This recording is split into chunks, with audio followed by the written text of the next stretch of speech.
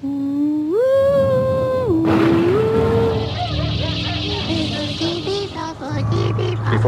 after, before, after. They turned out to be completely unreliable assholes.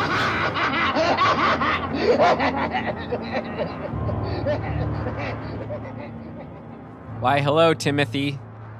Why? What? Where? When? Who? Hello, Ryan. Hello. Exactly. Exactly. And why, what, where, when, who, how, hello to everyone listening.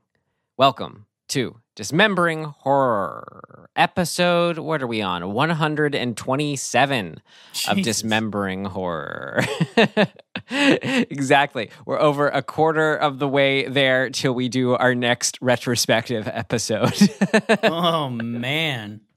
Chugging along. Yes, episode 127 of Dismembering Horror. Welcome, welcome. The podcast show where myself, Ryan McDuffie, and myself, Tim Aslin. I was swallowing my drink just then. Well, since you told us that much, Tim, why don't you tell us what you're drinking? I mean, is it a secret anymore? It's a rock star. Rock star for Rockstar Tim. All right. Indeed, we are the podcast show where we dismember a horror film every week. To dismember a horror film, we talk about what worked for us, what did not work for us, and anything else we found interesting or noteworthy. We are both discussing and dismembering in the spirit of questing to see what's out there, digging for buried treasure, digging through all we have to get there, enjoying the adventure along the way. And then this is also very much in the spirit of getting together with friends, myself, Tim, and you all to digest, or as we put it again, dismember all that there is about these horror films. The experience of watching and then chumming it up. We digest, and then we dismember, and then we divulge. And how about this? One of my favorites, we delve. Oh, we do so much delving. Yeah. We're a couple of regular delvers. You could say that's probably if we weren't dismembering horror, we'd probably be delving into horror is what we'd be called. That's pretty apropos. Yeah. Yep. It sure is.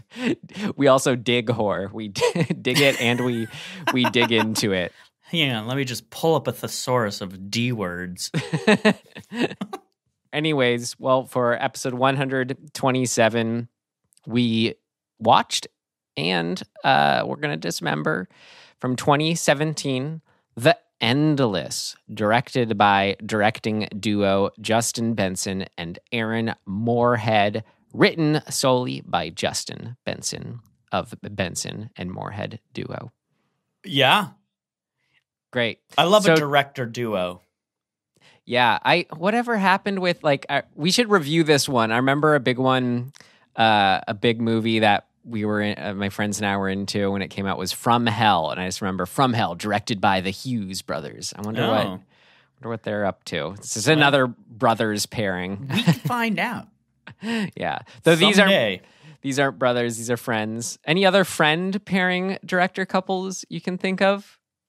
I'm sure they're out there. I mean, I guess known, in the greater. Nothing comes right to mind. I mean, these guys are the ones that I know of, to be honest. There's something on the tip of my tongue. I don't know. I'm sure. Anyway, and so this film too was one of our requests we got. We get submissions from listeners to dismember films, and this was from our friend and listener Jesse, who wondered. He didn't really say whether he liked or disliked the film, but he posed it as these guys were written about as a new voice in horror, and I can't exactly figure out why. But that sounds a little bit like putting down, but it wasn't. I don't think it was meant in that intention. I definitely remember when this was getting some noise over it, and I had already seen 2 of their movies. I think I mentioned this in the last episode. And the two that I had seen, these guys are kind of renowned, or were initially renowned for having done a very low budget, like kind of strange I guess it's a psychological kind of twisty, creepy, almost sci-fi movie called Resolution. And that was on Netflix and got some buzz. It's from, I think it was 2002 when they made it, but it got onto Netflix in probably you mean 2012? Sorry, 2012, excuse me. And so somewhere between 12 and 17, it had gotten on Netflix and gotten a little bit of like traffic and buzz. And then what do you call it? Like the news rags, the horror news rags. They started talking these guys up because of their second movie, which was called Spring, which I've recommended. And then, so they had kind of made a name for themselves as being interesting semi-indie horror or sci-fi horror, I think they would kind of fall into maybe. Filmmakers, especially because of how small what they were able to do with small budgets, and people were digging the vibe. So, yeah. And Jesse, I think we'll answer your question. Let's really explore. I'm sure we'll touch on it along the way, but I feel like that's a good wrap-up things of note thing to get to once we've kind of arrived somewhere. And so, Tim, if you say you've seen, two of their other films before this, that means they only have, they just released the fourth feature, it looks like. It just became widely available, Synchronic. So sorry, Jesse, I meant to plenty answer your question to watch them all, but I did not watch Synchronic. It only became available to buy, not to rent. Didn't quite get there. But I've caught up with you, Tim. I watched Resolution and Spring because I figured to best answer Jesse's question and explore it, it'd be helpful to see everything. Yeah, I rewatched Resolution because I've seen this movie, The Endless, and I knew that it had a connection to it. I mean, really, to get ahead of ourselves, but it's pretty much a sequel to It really Resolution. is. Yeah, I mean, in this second watching, I very much was like, oh, wait a minute. There's even more connection than I had sort of remembered. Yeah. And then Spring is even connected in the universe. Is it? I wondered about that. Okay, yeah, cool. because they refer to Shitty Carl is the character who they keep referring to at the beginning of Spring, who I guess actually appears in The Endless, but they refer to in it as well. Anyway, yeah, I don't want to say more on that because I'd be getting ahead of myself. But before we get any further ahead of ourselves, before we get further at all, we're going to watch the trailer as we do here, sort of set the stage. All right. Are you ready for that, Tim? Yeah. Are you ready for that, everyone listening? Yeah. Yes. That's what our listeners sound like. A really high-pitched voice and a really low voice. Yes. That's hello. it. Our two listeners. Together they run the spectrum, of course. That's right. Great. All right. Here we go. From 2017, The Endless. A house. I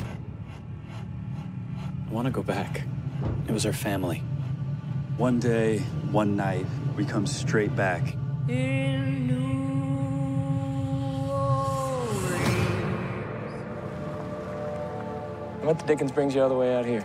They call the rising sun. Everything you did. Why come back now?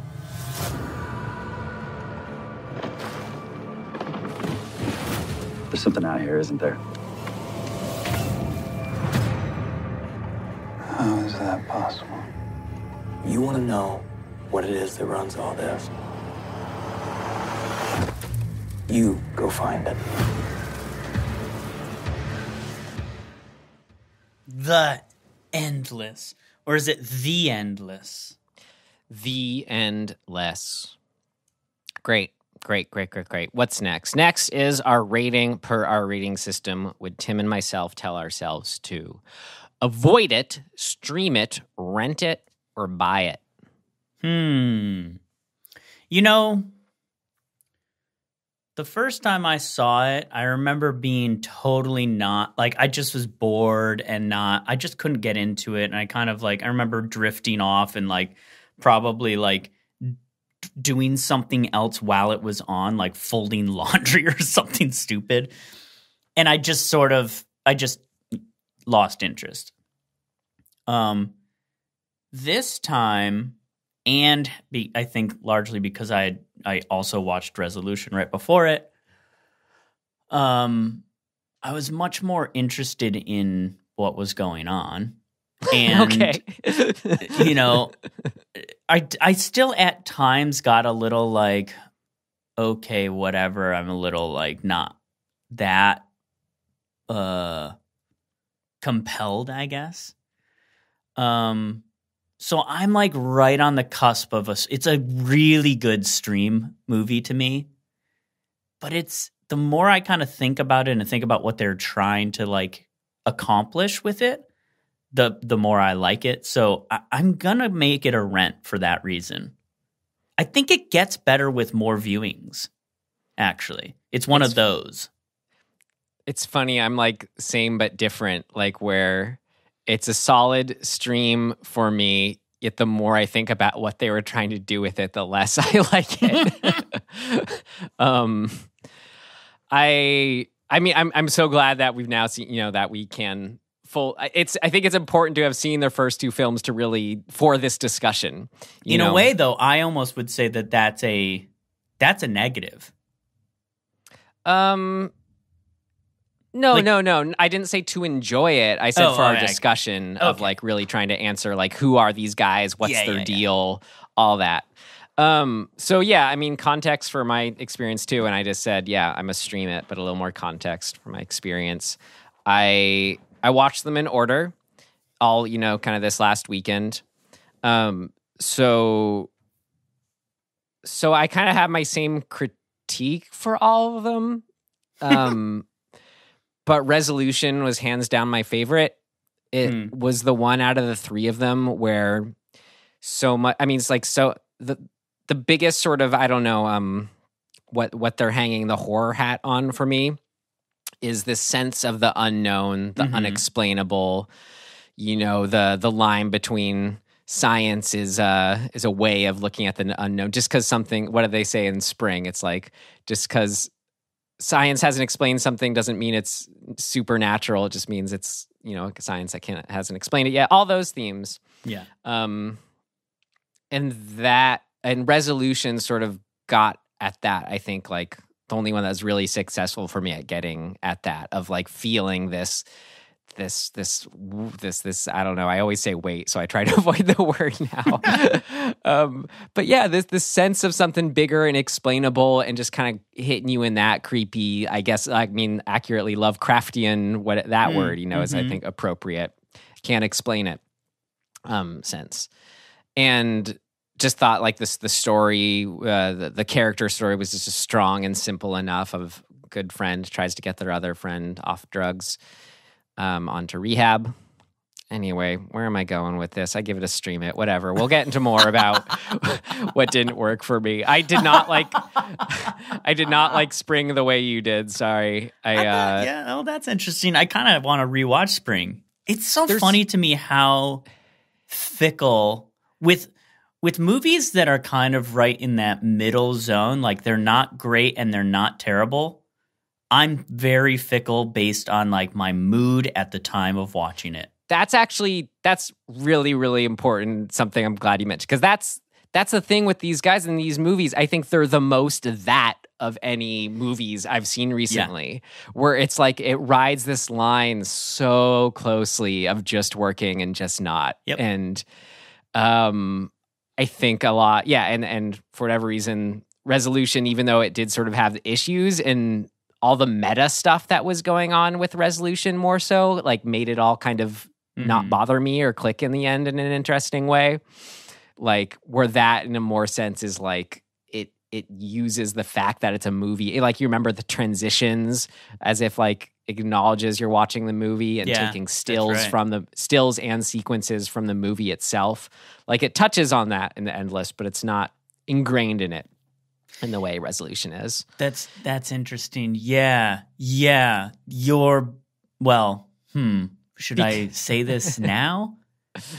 Yes, I'm going to say this now because it's neither work or not work, really.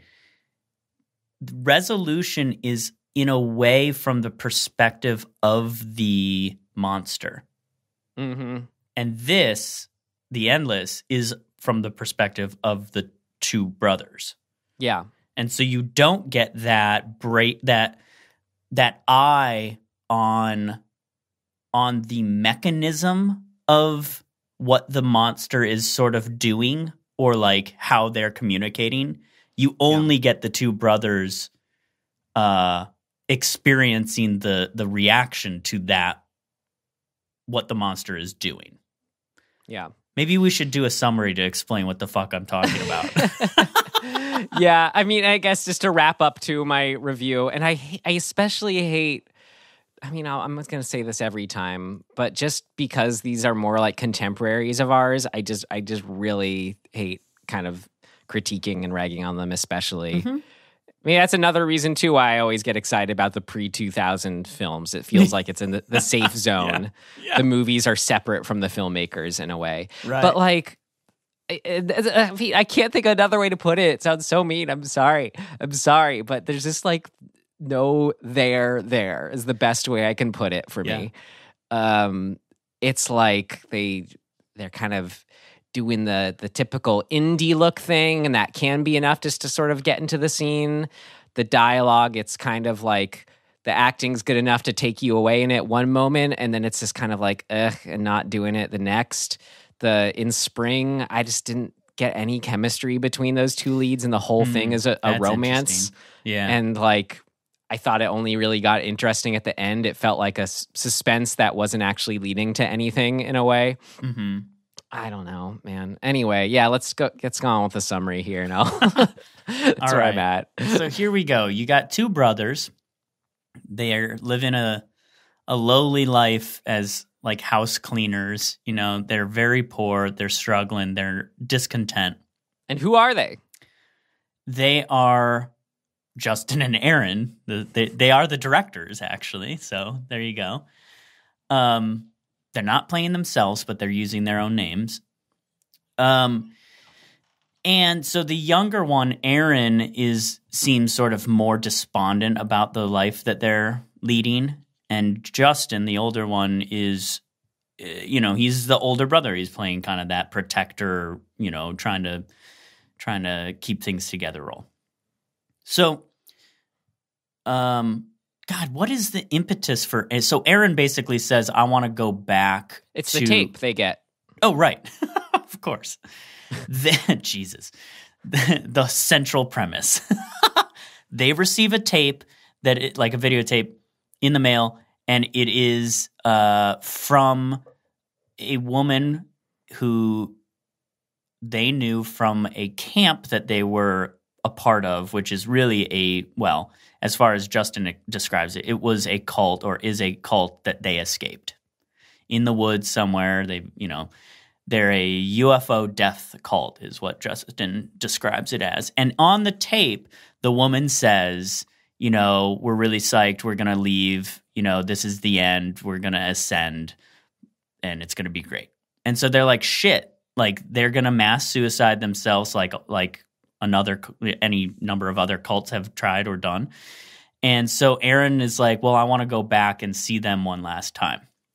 So that's the thrust of the movie. The rest of the movie is them going back and us learning that, God, it's almost basically it's hard to describe because it's like, what do you latch on to? So there is a force that has a point of view that apparently we learn enjoys watching people die. Basically, its whole modus operandi, its whole deal, its whole supervillain thing, it's this great invisible force that makes everything kind of weird and wooey on this Native American land. All this stuff goes down, and it traps people in time loops. Right. And we sort of gather that the more they resist it and acknowledge it, the more they get sucked into it.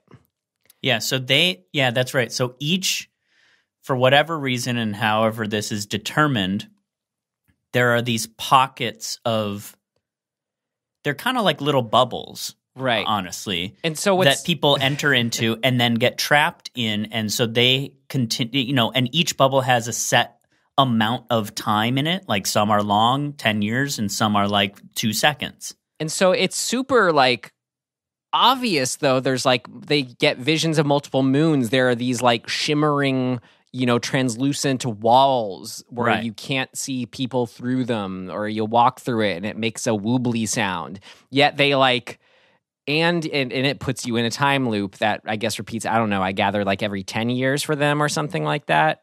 Well, for the camp, it appears to be about 10 years. Here's the thing. Here's the conceit that I don't quite understand that we can discuss later. If it's not a matter of you entering into one of these little bubbles and then you're trapped, it seems somewhat selective. Like the monster has selected who gets trapped and how long that bubble is. Well, that's exactly what I was ran into the wall I was just running into, was like, why when they escaped, weren't they trapped in it, and why didn't they remember all these? They sort of allude to as like, just when I was a kid, you just kind of can make up weird things in your head. But I mean, a lot of this seems pretty obvious, and they weren't like young kids, you gather, if they kind of semi-recently escaped. Maybe late teenagers. Yeah, I don't know. And like what? So if it's repeating this time, the trap, why? Like some people how did know they get that they're out? in a loop, and some people don't. They all seem to know. That's another thing. That's another We'll get into all some that. people are acknowledging it, and some people aren't. So there's a weird selectivity about it. And we even have people who acknowledge it, and then once it repeats, seem to not acknowledge, even though they acknowledge that they do acknowledge it. It's so confusing. Right. Yeah. Yeah. So there's some. So basically, they get trapped in this latest cycle, and we know we're at the end of the camp's time loop cycle because it ends and they commit suicide to restart it when there 3 moons appear, or a moon appears. You see 3 moons in the sky, and when they're all full is when they do it and reset the time loop, the camp's time loop, when they reset that.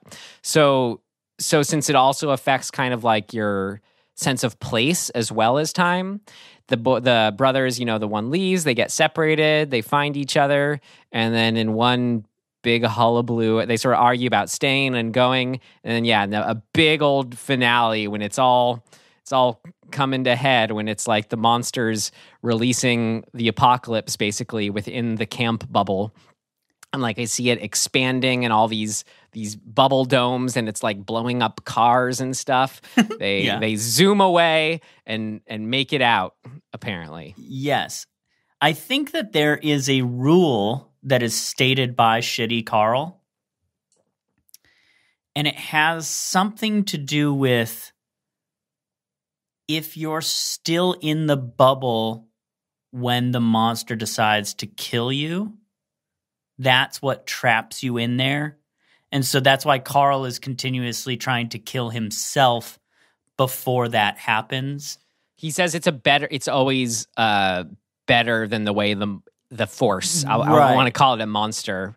Right. Even though at the end of Resolution, it kind of feels like that. Yeah. Because it's like, whatever. But whatever it is, the entity, the force, the Shitty Carl says, is that him? That is him. Yeah. Okay. Yeah, he says it's less painful, or it's less horrible somehow, the death to just sort of shoot or hang yourself, than whatever the entity does. Right. Anyway, that's okay. I mean, I feel like I summarize it. They just kind of get trapped, go back and forth. They argue about leaving or not. They sort of see weird happenings along the way, and then they escape in a blaze of action excitement. Yeah. Yep, they really do. What a blaze of glory they go out in. Cool. If that's it, are we good to move on, or? Yeah. All right. Let's get into what worked then. Here we go. What worked? What worked? What worked for you? What worked for you? What worked for you? It worked like a charm, Smith. What worked? What worked for you?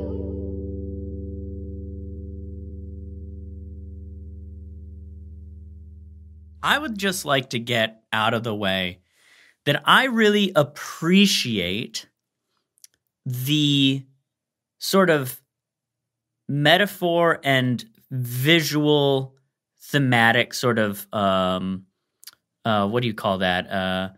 Like repeated visual motifs, thank you.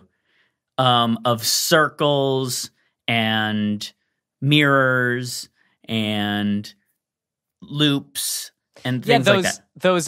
Those like volcanic totem things were pretty cool too. Yeah, so there's a design and a visual motif element in this that I find quite pleasing and fun.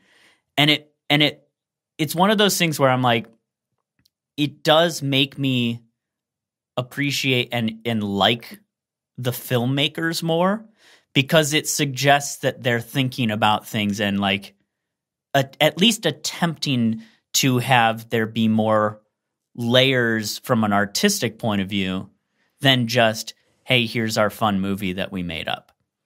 It's not just, hey, here are fun motifs that we... Well, that's debatable. But I'm just saying I kind of like that stuff just at its, from a very base point of view. I always get kind of like tickled and pleased by it. If it's about time loops, yeah, man, give us circles. Totally, dude. And I liked, I guess, on par with that, I appreciated the presence of insects and animals throughout this film, as well as their other work, whether they're like going by an anthill. Hey, there's a circle one for you. It's like a lizard doing its thing, all the birds flying around. Yeah, so many There's days flying around. Yeah, the moths, like weird scorpions eating each other, all sorts of fun stuff like that. It's cool. It's always...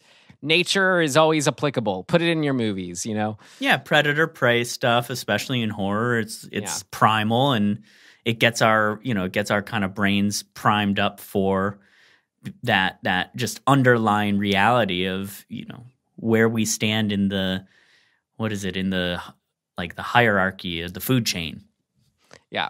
Okay, great. Well, I want to go to the other end of the spectrum now. If those were just a couple smaller things to get out of the way. I just wanted to throw that out there. It's simple, but I mean, kind of like how I'm a sucker for this, and what I love about the Friday the 13th and whatnot, their continuity, or any long running series of any genre. Actually, I get excited about that. So it was interesting with this. At first, what started out as like, just sort of like same trick ponies here, one trick ponies of like the inciting incident being getting the video, and then just as soon as they actually made it the same world, and just it became a lot more fun in that way. Like, and it was just cool because like, lots of reasons, I guess. Well, you're expanding a universe, right? Yeah. Like you're literally world building out from a previous movie. And it was fun with this one having like, seeing resolution first, and you meet the two of them briefly. There are these, the cult members sort of posing as missionaries or whatever. Down by the river. It's like, it's such a funny, if you look at it from, you sort of reverse engineer it, it makes me wonder if how much of the world was fleshed out in Resolution. Mm-hmm. Because like, Benson and Moorhead play these couple cult members that are just on the reservation in Resolution. Which I'm sure just because they were around, Carl, right? It's those like, three, I think. They were probably just available in the first one. They had no budget, right? So they're like, we got to just throw ourselves in there. Exactly.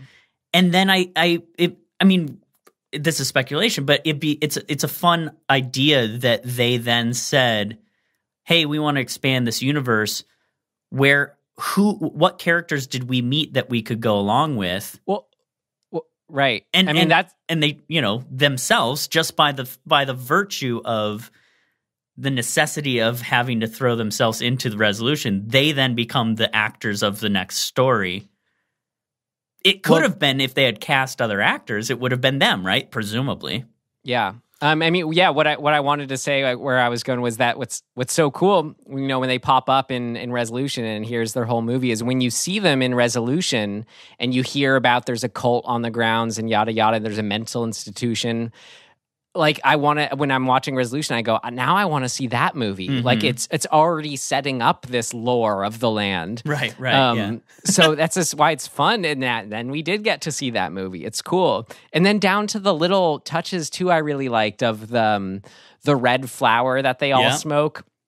The weird Frenchman in Resolution that we meet, and his trailer, they go back and visit his trailer, and he leaves, you know, out some red flower if they want to smoke it.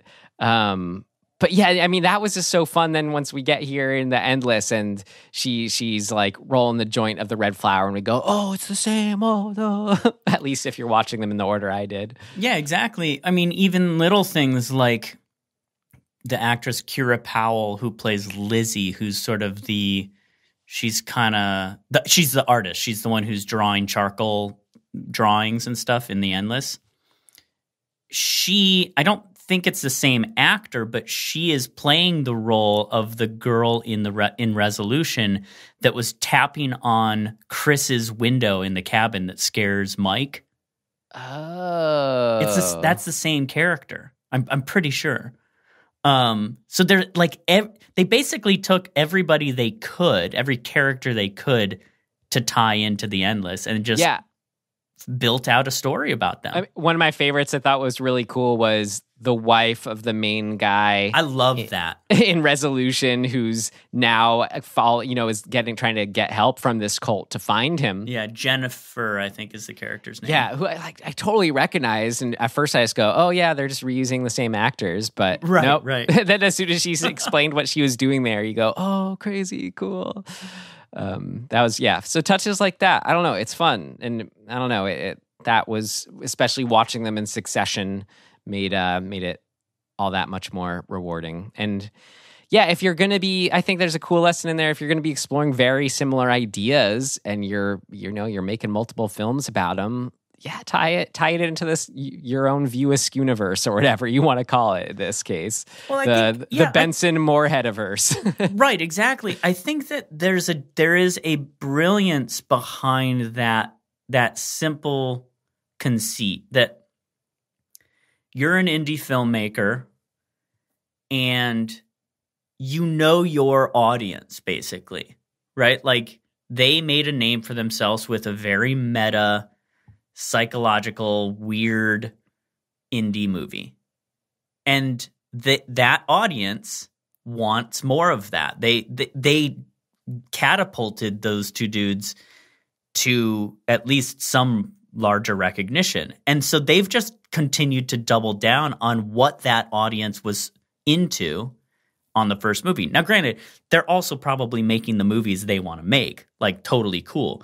But like, you could, like, I have a bunch of movies that have nothing to do with each other, right? Like, thematically or otherwise. And lots of directors have lots of movies that are, that are their thing, right? It's their signature, but they're not connected in any way. But like, the audience that likes these movies likes them because they are connected in a lot of ways, right? That's part of the appeal. So when you go see, now in particular, when you go see a Benson Moorhead movie, or Moorhead and Benson, there's a very good possibility that you'll get some deeper meta tie-in sort of universe thing. And I think that's super cool as just a decision to make. Now, at some point, I think you probably should break that, but you don't have to. Yeah, you can always, I mean, like what they did with Spring, it's like that little nod of a character, exactly. Whatever. It's like that thing, it's a novel thing, right? And we'll see where Synchronic goes with it. I'm curious it all now. sounds, it'll be interesting to see. Okay, I mean, well, what else here, man? That's just it's very little. I like to say there's a lot more that was still working with this. I mean, anything that involves a cult is always cool. Exploring. Yeah. And I think what's always so fascinating to me about cult stories, both in real life and fiction, is how they often use valuable truths. They exploit valuable truths to get at sinister aims, whether intentional or not. So, Yes. So like in the case of this one, you know, they have these truthisms about, hey, you know, this is what we have a good community here. We're eating healthy. We're having fun. Like what's there's no leader. Wrong about that? Yeah, there's no leader apparently. But then we know, like, even though how I answer that question that's posed for myself is even if they may be, you know, just as quote unquote stuck in a job they don't like or blah, blah, blah, you know, in the outside world, the default world, which is also another whole cool theme in itself of just what perspective just makes a world. Just because one's bigger or one's lesser doesn't make it more or less or whatever, you know. That actually or more is real or not real. That sort of central premise of like we all live in a loop of our own making, and like how we perceive that loop is largely what will lead us to some form of happiness or contentment. I love that well, you could idea. I mean, yeah, because you could say our default world, the world at large everyone plugs into, is its own form of cult. We all collectively form of insanity where we value, you know, the dog eat dog mentality is the default still. You know, that's our big fight we're fighting right now. You could say, or we have been for all of human civilization. Anyway, how I kind of answer that question for myself, though, is where I was getting to. Of, you know, is it the same to be stuck in how we perceive what they're in as a cult or the outside world? Even if they feel like they're stuck in a dead-end job or whatever, that when you're connected to the larger reality, the opportunity for breaking out of your loop is there. Yeah, Justin even says, he's like, yeah, but what about free will? Right. The opportunity for just random intervention is there more so too. Like it's yeah, I don't know. That's all I got to say. There was a moment in the movie when they were talking about this type of stuff where I had the thought, I was like, I almost wonder if some of these themes came out of writer's block. You know what I mean? Because there's often that, like, a good tool to help you get out of writer's block is to write about the feeling of being trapped and not having an idea that can propel you forward. And, you know, like Barton Fink, for example, I think is the one that the Coen brothers did that was really, truly came out of that. Have you watched Black Bear with Aubrey Plaza yet? Black Bear? No. Okay. I don't know of it. It's a new release from 2020. Oh, you got to watch it. It's that exactly. You'll like it. So I think that stuff's really cool. I mean, who knows? That's conjecture on my part as to where they were coming from, or if it was just the thing they wanted to write about thematically. But either way, I always kind of appreciate that questioning of our realities and like, what does it all mean, right? Like what's the point? Kind of questions. More too on just like an example of what I was saying, the good and the bad of the cult. I think I liked putting in there that sorry, I'm just always going to forget who's who in this, which one's Justin. Aaron's the younger one who likes the cult more, right? Correct. Okay. Well, Justin then, the one who's more hesitant about the cult situation, it's saying something that he had to lie about the cult, that they are a death cult that castrates themselves in order to sort of then pull Aaron out of it. And that's saying something. If he had to lie, if like, well, shouldn't he have been able to get him out of it just by putting it in real terms about what's bad about it in order to get him to escape? So it earns more points for the situation, the camp, the cult in Aaron's book by when Justin has to lie about it to portray it as bad in a way it actually isn't. Yeah, and like there's also the big question of why what's compelling Justin if he doesn't know about the entity or the force or whatever. What's compelling him to want to get away from these people? And I don't think that it's answered. I think it just sort of is there. Maybe that's a bad thing. I don't know. But why did he go to such lengths to smear the the cult, but they're not even a cult necessarily. I mean, for me, honestly, that does fall into what did not work. The motivation feels tenuous Yes. at best. Okay, fair enough. We can discuss it later. But like the unraveling, I don't know if you call it unraveling. The resolution, I think, does this maybe better. I'm not sure. But like tracking down clues, like following the breadcrumbs, I guess is probably the best way to put it. That stuff in this I find really fun. Where it goes, I think, ultimately is not necessarily good, but the act of it, like as a storytelling device, having people having to try and figure a thing out and getting led along the way, and like going into different places and environments and like meeting new people feels very very fairy tale-esque to me, which is something I generally really like. It's like, it's kind of like The Hobbit, it's like Bilbo's been given a sort of a very simple task, but the story is really about who he meets along the way. But there's no simple task in this one. I agree. I'm saying that the who he meets along the way aspect of it is a thing that I like. Okay. Yeah. No, lots of kooky characters for sure along the way. Yeah, and that just the exploration of what, like, following along with a character who's trying to figure something out and crossing paths with all these kooky characters. And like to some degree they figure some stuff out, but I think that just generalized device or way of plotting out a story is appealing to me. My favorite kooky character they ran across, and this is honestly, I think this was maybe tied for my favorite part aspect at all in the film, was because as it does what I really like, pursue potent possibilities, a promise of the premise.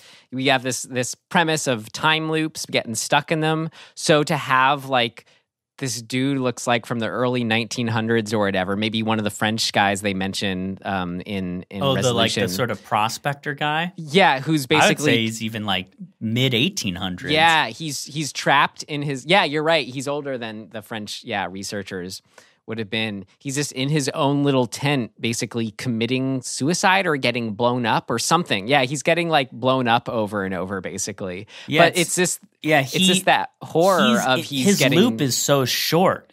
Yeah, exactly. Ugh. So that's a question that would come up. That's the kind of thing. It's like, well, okay, time loops. Couldn't you have a really, really short one? And oh God, how horrific would that be to be trapped in that? And we get to see that, and it is indeed horrifying. Yeah. And even that he's aware and he is conscious that he's repeating makes it all that much more horrifying. Because if that was you, wouldn't you want it to be fresh and newly conscious every time, but to be trapped? And then we know that because he turns to Aaron and sort of like, get out of here, don't come closer.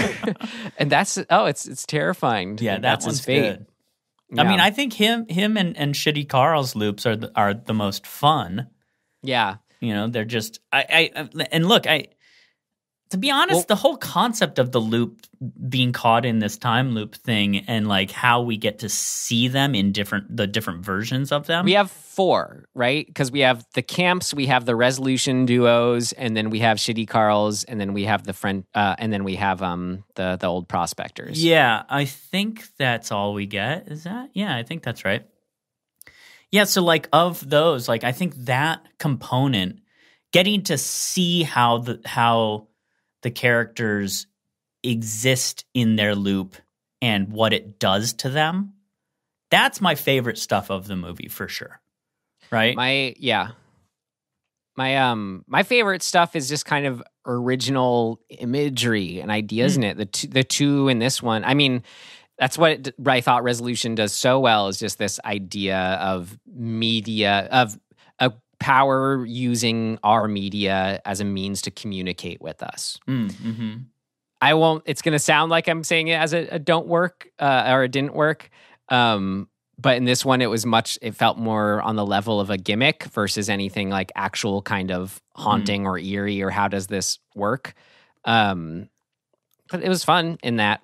But anyway, the things that I really, really loved in this one, the moments were, original imagery, whatever moments. The baseball trick, just when that was done, was fun, so cool. Where we set up this guy kind of does like, okay, whatever magic tricks, is not really doing the pick a card very well. And then it's an incredible thing where he throws the baseball up in the air, or, we think he's faking it, and then holds out I guess it's Justin's hand, and the ball falls into it 15 seconds later. It's super cool. We get it shown later on, basically, but in that moment, it's super fun and weird and original. Love that. And then kind of a step under that, but I still really, really liked was the tug of war with an unseen force. Like that's what I want from these kind of movies. Yeah. That's about an unknown, unseen force. Like where it actually doesn't show us anything. It's shrouded in darkness. We know everyone from the camp is accounted for. Yeah. Yep. We know that the rope is being held by something else, that it's being brought from low to the ground to 20 feet high in the air in a way that would be quite the mechanical device to pull off. Right. And even then, how strong it is not something that we could see, as he puts it in the movie, a dude on the ladder being able to pull off. And just something I haven't seen before. And it gets at this, what is this force beyond? It's cool. It was great. I really like that. Yeah, I mean, it really makes me wonder about the way to do that stuff. Like, I love all of those things that just they're breaking our sense of what can happen, right? Like, we go, whoa, that's unnatural. Like, something's up with this thing, right? Whatever it may be, it's breaking some rules of our reality. And so when you put those types of things into films and into stories, it begs the question for me, the bigger question of how much do we want those unnatural things explained by the end of the movie? And I honestly don't have an answer. I'm not sure where I would land with that. In this movie, they explain it up to a point. It's not really an explanation. It's just another point of view on the unnatural thing, right? Like the rope falling out of the sky. We know that there's this entity, or maybe it's multiple entities. I don't know if that's ever really suggested, but at least one entity that's doing all these things. But we never really learn what that entity is in any real concrete way.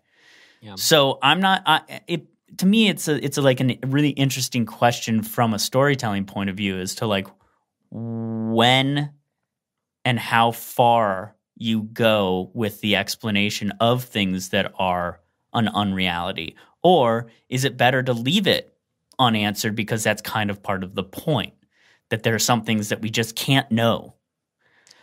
Could you remember to ask that again and what did not work? Sure.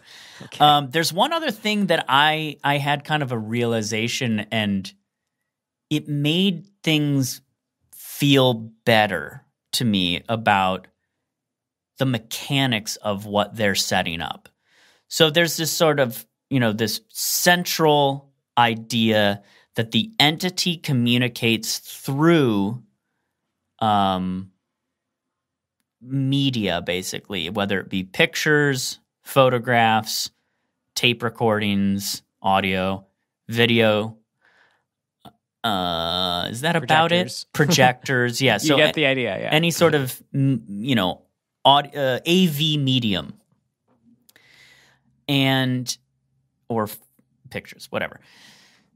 So, that's fine. I have other thoughts on that for later. But what I was always hung up on, up until today, really, was the thing of, when they're getting these communications, it's messing with time. So, for example, the first video they get is of the the woman with the yellow scarf at the cult saying we're gonna ascend and whatever. And then when they bring it up, everybody there is like, yeah, we never made that video. I don't know Just what like you're in talking Resolution. about. Exactly. Same thing in Resolution. And in Resolution, they're seeing videos of things that are happening in the future and then catching up with it, stuff like that. And so I was always like, yeah, but they never really establish an explanation that is satisfying to me as to what the mechanics of that are. And so initially I was going to put this all in a thing that did not work. Now I think I have a theory as to why it works, and I think that if it is my assumption, like if what they were trying to accomplish is my assumption, then it is now what worked. And that is that every time loop exists sort of insular to itself, and they have carried out generally about the same actions through their time loop with slight variation. So they can get a video of that woman saying we're going to ascend, and in present time, because that time loop had occurred any number of times to completion previously. And that video is from one of the previous time loops. It's not from the current one. And if it does break down, because we know that some people remember their previous time loops or are aware that they're in a time loop, so that's a whole other issue. But presuming that they don't, it was so many time loops ago that happened that they just have forgotten that they did that thing. If you make that assumption, then it makes sense that they could be receiving images or video of things from that perceive to be in the future of that time loop because of where you are in the time loop. I know this is so convoluted. Oh my God, Tim, But it made it make sense to me in a way that I was like, okay, I'm cool with that. And I kind of like thinking about it. Because it's always fun to think about time travel and like temporal, breaking down the temporal sort of things. I will give you that it's fun. It gives you something fun to think about. Could be a what worked. Well, and I think that ultimately is what I think, successful or not, I think that's the appeal of these movies for a lot of people. And that's it. And to me, to a certain degree, I'm down. Like, I want to see more of their movies for that reason, because they may not be executing it perfectly and it may not be working across the board, but they keep like chipping away. And I kind of feel like they're going to get to a point at some time in their careers when they nail it. I'm just looking forward to that, because in the meantime, it feels just like what we say always doesn't work about things is missed opportunities. Like these are all ideas I love, and now we're in what worked. What else worked for me? I thought it was smart that they did at a certain point present the idea that, God, what's his name? The one from Resolution, the guy who's Chris, the drug addict. Chris. It's Chris. Yeah, it's Michael and Chris from that one.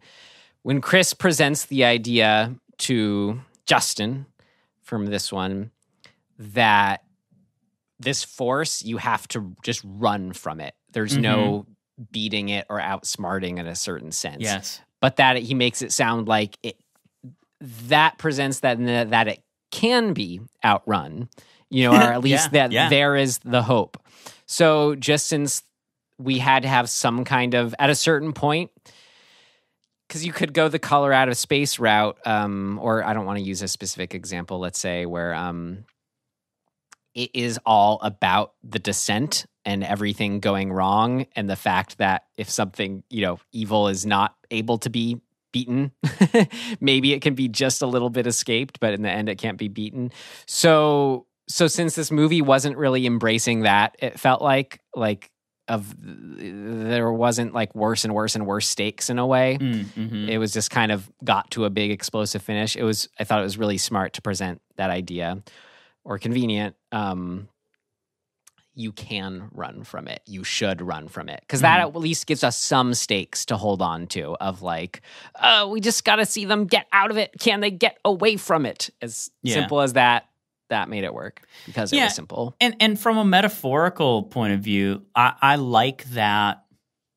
It's just it's one way of perceiving or looking at the world and how you live in any world.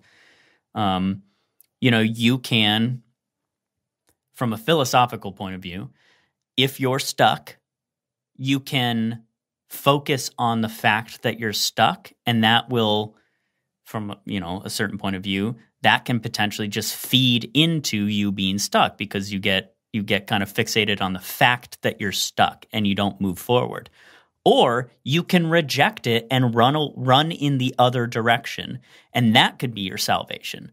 Like, I think that's a fun philosophical debate to have, and it's fun to watch that be imbued into a character arc, and see it play out in an actual like physical way. Was that imbued into a character arc in this one? I think it's Justin, or it's their debate to leave the cult or not. Exactly. It's the two of them, sort of their conflict revolves around that idea. Do you embrace being stuck? That's sort of what Justin is doing. He's embracing being stuck in reality and having this shitty life for the sake of his brother. And I mean, they're basically mirrors of each other because Aaron, the younger one, is trying to run away from or run back to from his shitty reality, right? And then they flip-flop when they get to the cult, right? Justin's like, I got to get out of here. I want to run away from this reality. And Aaron is saying, no, I want to embrace it, and like, it's not so bad, is it? So like, I think that that's a fun device and a fun sort of, what would you call it? Like hinge for these two characters to, like, they're the two sides of the hinge, right? And they're trying to figure out how they can, I mean, but by the end, they're like, let's just get out of here. True. But in the development of the ideas, I think that there's something in that is fun. Great. Anything else to say your piece on what worked about the Endless for you? I think there's some pretty good visual stuff going on. There's also some not so great visual stuff, unfortunately, that we can talk about. But there are definitely moments where I was like, man, that's cool. Like, that looks really cool. Like the monolith stuff and like that whole sequence of them traveling through the different bubbles and seeing how the effect of anybody who is in a bubble and maybe for long periods of time, for example, like the big monolith that implies that there was a whole civilization that was trapped in a bubble that was there. The bubble was long enough for them to build a monolith to the entity. And I will say this, drone availability now, it's a kind of debate. Is it being overused? Whatever.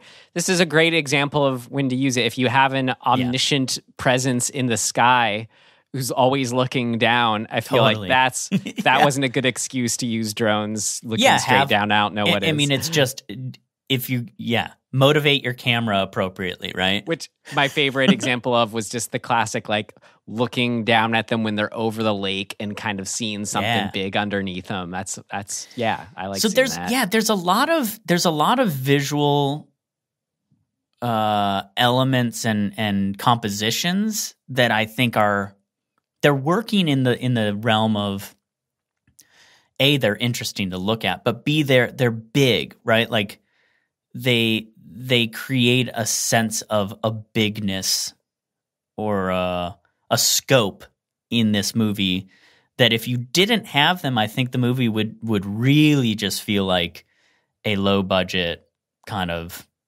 we threw this together indie, not threw it together, but you know what I mean? Like we're making a scrappy movie. So I know it's still kind of there, but I think it helps, right? And I like the design of those things. I think that's really what I'm getting at. The design is cool, and it creates a sense of eeriness and a sense of wonder, and a largeness or a potential largeness to this world. It helps with the world building of it, and I liked all that stuff. So that's about it for me. Cool.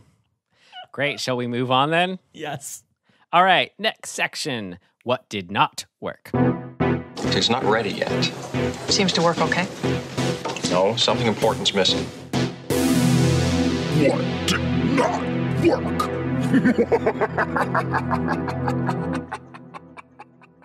Oh, man. What was the thing I was supposed to remind you of? I was just going to ask you that. Our listeners are Damn saying, it. it was this. It was this. Man. It was the... Damn, I don't remember. I should have written it down. Well, we'll find it. We'll get to it. I mean, I know... Okay, I mean, here, any point is as good as jumping off point anyway. I think it might have been when you were talking about the... character arc of Justin and, like, the motivation?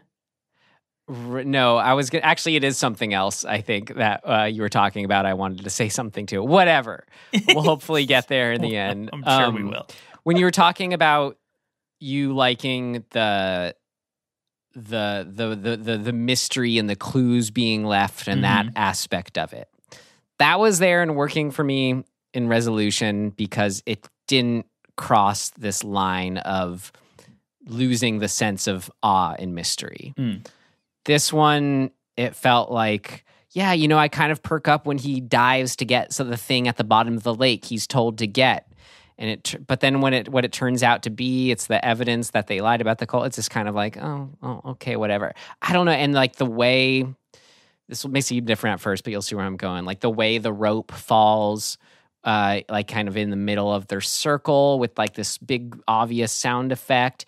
It felt like it did just kind of give us too much of this entity. There was no mystery anymore. There only was in the sense that we don't have a word for what it is, which is a cool idea to bring up, but then you have to retain that sense of mystery and awe to that. In this one, I mean, by the end, it was just... So I guess, putting it in the sense of, so there really wasn't any satisfying, like, clues building on each other in this one for me, in that sense. It was just kind of like, it just kind of gets us to the next thing. But then where also that led to was by the end, it's just like, here's a good example. Like, I thought it was so cool. This is what worked. When they're at the French dude who isn't there's trailer, and there's that moment where you're like, oh, if media can repeat itself and we're seeing stuff from the movie we're watching, there's the projector showing the moment from the movie and then it's the projector showing the moment from the movie, projector showing that moment from the movie over and over and over in there. The infinite That's cool. loop. That does it right there and is such a unique, neat thing to show in this movie. But then we have it like the projector flies off into the openness and like hits these like Gungan bubbles floating there in the desert. And you're just like, okay, cool. At least I'm just like, this is too much. And then by the end, you have like them driving away in the car and the tankers are exploding and this whole big giant CG bubble. And I'm just like, that moment for me really, man, there's just, I think my biggest issue with this, and probably other movies of this ilk, if you're going to set up these big questions,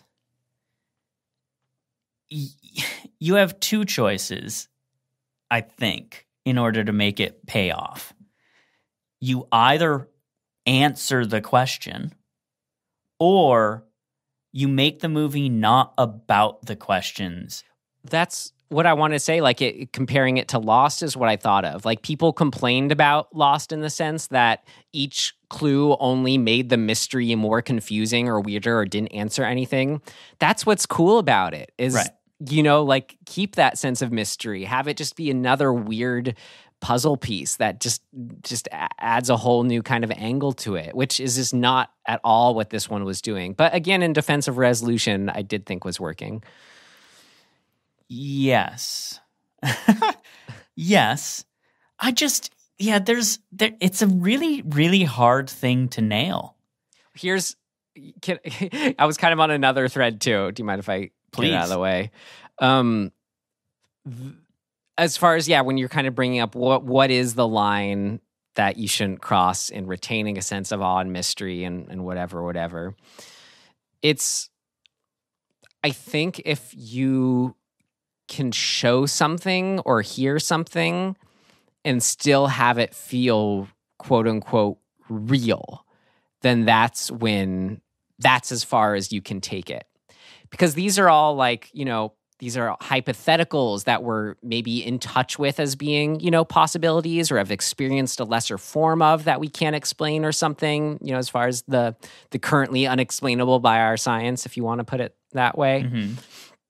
So whether it's, the end of Resolution when they have to give a roar to the monster and, from its point of view, and you're kind of just right. That's an example of too much. Or in this, I get it maybe for narrative audience registering reasons. You have to have the noise for when they blip back into existence after their cycle. Uh-huh.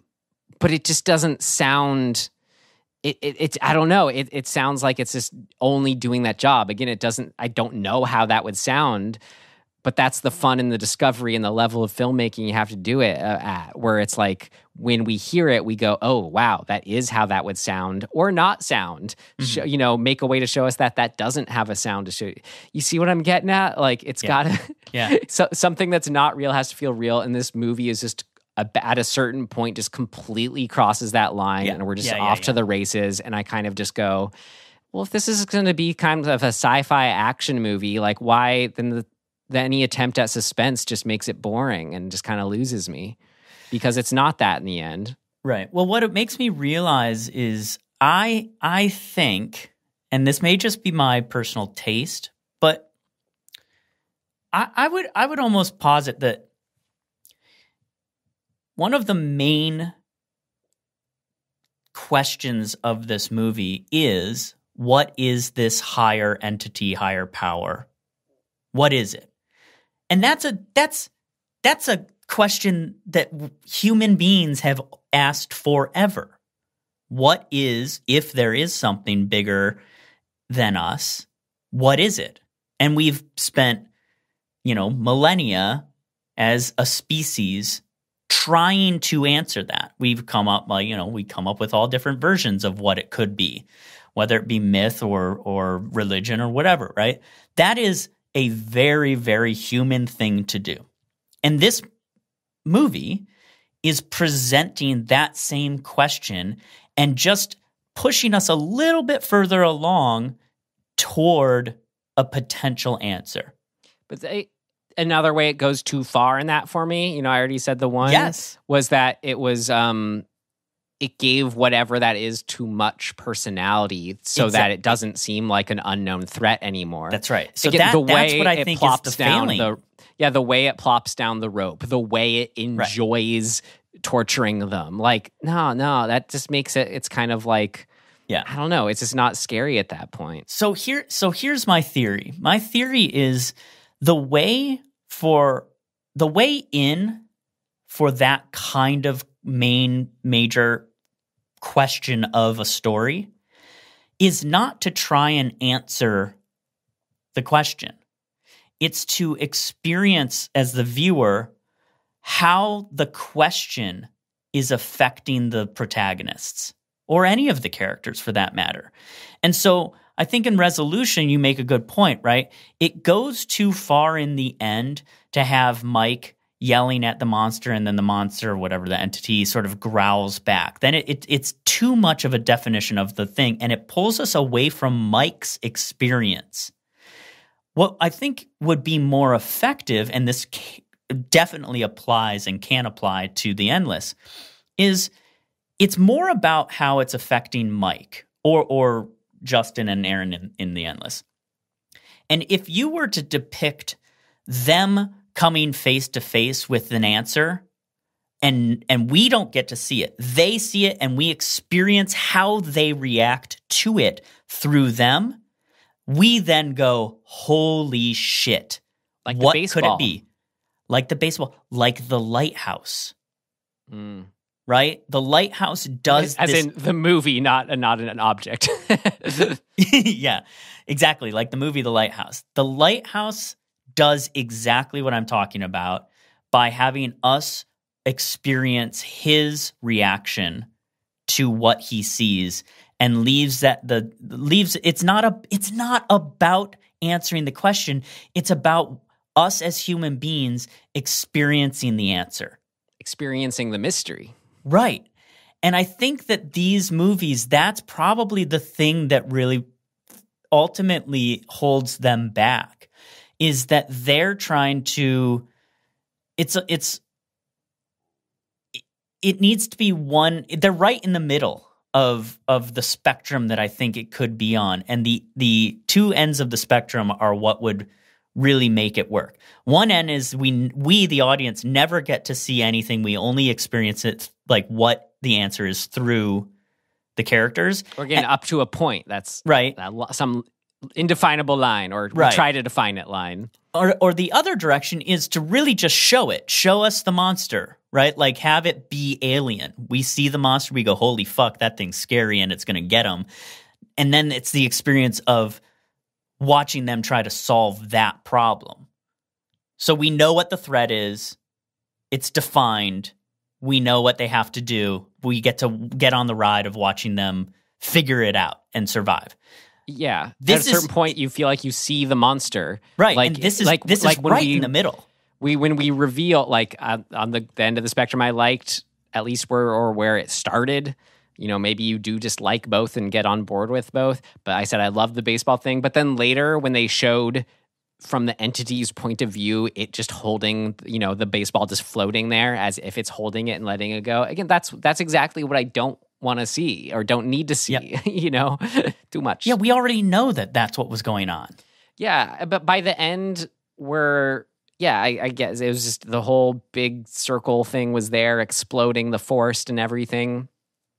That is when I felt like I was essentially looking at the monster, you know, and it became exactly what you're saying. Whereas I liked it in that first chunk when just something just violently shakes a tree in the background, mm-hmm. and it's eerie. Yeah, but exactly. Two ends of a spectrum. So ends of a spectrum. Yeah, I think that kind of it helps.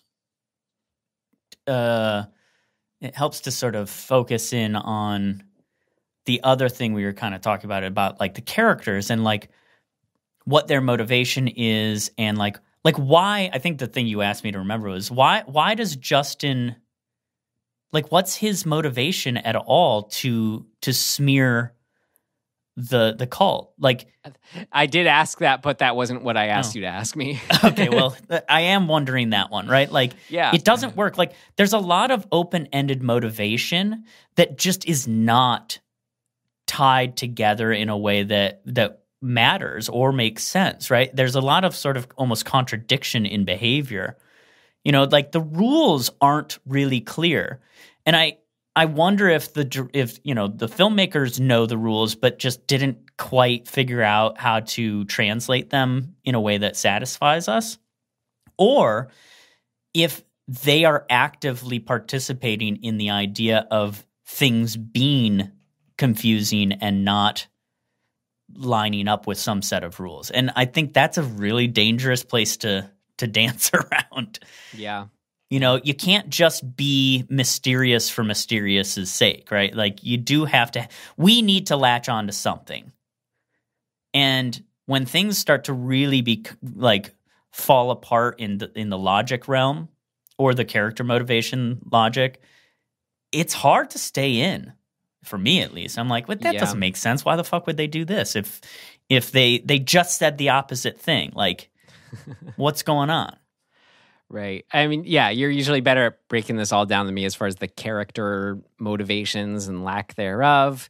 But I was definitely feeling it in the bad way of, I was just never, it was weird. Like, I felt like the acting was like good and fine. And like some of their interactions, it was all there. But like, I was just never invested in what was going on with either of them, or it just never felt like an actual thread that was there. All the conflicts always felt like they were kind of only dealt with on like the tippy top most level. Very much so. Well, I want to go and you don't want to go. So what are we going right. to do? And then they just sort of would repeat that later. And I don't know. I mean, it didn't explore that at all. Yeah, there is not enough depth to the characters for them to behave the way that they're behaving. There just isn't, right? Like, we need more. If your whole premise is, what is the higher power that like controls us or like controls our reality? If that's your premise, your characters need to really, really have some history with that question. And you can do it in all sorts of different ways, right? Like, you could do it metaphorically, or you could do it physically. You know, you could, like, if there is a God, right? If you're dealing with that sort of question, is there a God? Is he a just God, or is he an angry God? You know, and then if he's an angry God, or she, why? Like, what does it all mean then? Like, what's the point? Like, why do parents abuse their kids, right? Like if why do cults exist? Why do they work? Why do people fall into them? If we're having to deal with those questions, we need to see, or at least have the characters, we need to get it from them at some point, a reflection of their experience, you know, to the other characters or to us. We need to see them literally reflect on that experience from their past or whatever. They have to come face to face with it at a certain point. And that's really the thing that never happens in this. The only face to face is between the brothers being like, okay, well, now we agree that we should get out of here. Maybe a simple way to do that would to be give them clear arcs as far as like Justin is the one who wants to stay at a certain point and Aaron's the one who wants to leave at a certain point. That's you know, right. They go in there and then you can differently. find out why. You can find out what happened. And like, this movie is kind of made for that in a way. Like, you've created a set of rules that actually really benefit this idea of, if I decide that I need to face the misgivings of the past, well, you're now in a time loop where you're getting information from other times that you tried to solve your problems. You could directly have them meet those things. And, you know, it just, instead we get this, it's almost like a cheap out. Okay, the monsters decided to get mad and it's time to get out of here. Yeah. Two things that kind of threw me off, this is a smaller one, but I think makes a difference, or shows a lack of focus, that you go into it, the description of this and what they say up front is that this is a UFO death cult. Yeah. Why do they say the UFO thing at all? Just call it a death cult. Like, it only just kind of made it less focused and made you go, oh, where are the UFOs at? The whole movie. Right. I don't know. It's just weird. Well, I think they're just going off of the idea that there's this thing in the sky. But like, I don't think it works. Focus in on the time loop thing, which is the death cult aspect of them committing suicide at the end of every time loop. It's just a perfect, I don't know, it's fitting way to put it, as there's just a little bit too much going on in this, I feel like. Yeah, I mean, there's so many directions you can go with that idea too. Like a cult that believe, like, what if the cult believes, like, they know that they're in a time loop? If you were faced with okay, so let's just say you're them, right? You were raised in a cult that's whole idea is end days are coming, salvation happens when the time loop ends, and then we get reborn. That's a very culty idea, you know, that there's there's a fixed amount of time here and that we're living just so we can make it to the end of the thing so that we can be reborn. I mean, that's But, like hey, religion. I mean, but we see in this one they aren't wrong. Exactly. That's my point, is they're not wrong. And so your main character escaped that believing that that was nonsense and goes back only to discover that it wasn't nonsense. That really would trip out your brain, because you'd say, oh shit, well then what is real? What is right at this point? Because everything I rejected, everything I was initially indoctrinated into, I rejected because I think I value free will and I don't believe that what these people are saying is the right thing. And you go back to find out that they were right, that's going to fuck you up. And that's important because it's sort of putting the whole idea of why cults are bad on its head. And then I think you're off to the races because you get to see how that fracturing of what your belief system is, you get to see that occur to a character. I mean, we're seeing it right now, and I think it's in the real world, and it's really fascinating and really sad and upsetting. Like, there are people who have gotten into like these sort of like the QAnon sort of realm, and that the reality of that is starting to fracture for some of them, and we see footage of people really being like, wait, what we believe in isn't okay with the rest of the world? And they're having to come to terms with that. Like, indoctrination and like deprogramming from cult programming is a really intense and like tragic thing. And it never really exists in this movie, which I think is a big miss. Like, you missed an opportunity to like explore something further that can help out your premise. Yes, I totally agree. If all you're saying is feels like a lot of missed opportunity for a movie that deals with a cult. It feels like, both in the sense that you're talking about of like when you were touching on character and how being in and questioning being in a cult or not could just do so much for a character, but just seemed completely nil.